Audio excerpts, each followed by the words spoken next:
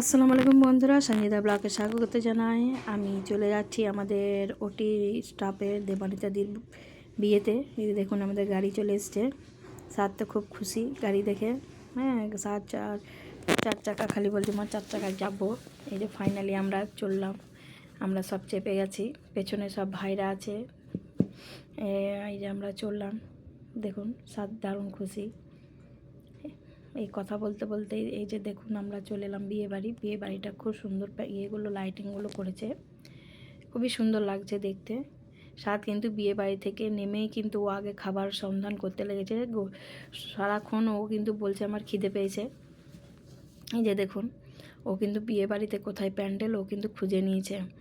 এই যে দেখুন ও খেতে বসে গেছে, সবাই মিলে বসে গেছি। পুরনো বিল্ডিংয়ের স্টাফ যে ওটিতে তারাও বসে গেছে খেতে। তারপরে আমাদের খাওয়া দাওয়ার পর আমরা দিদিকে দেখতে গেছিলাম। দিদি এখন ফটোশ্যুট করতে ব্যস্ত। একটু মনে হচ্ছে যেন টেনশন ভাব। কি সুন্দর লাগছে দেখুন, একদম পুরো লালপরীর মতো।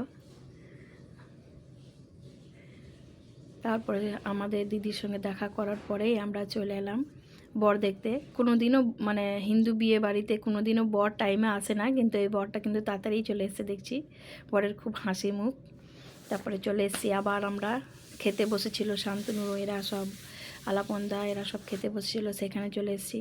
এই দেখুন আলাপন্দা আমার ছেলেকে কত আদর করছে।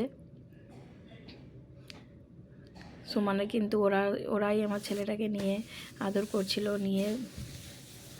ছিল। দেখুন আইসক্রিম নিয়ে ওরা অনেক রকম এখন কথা বলবে, এমনি করে খেতে হয়, ওরকম করে খেতে হয়।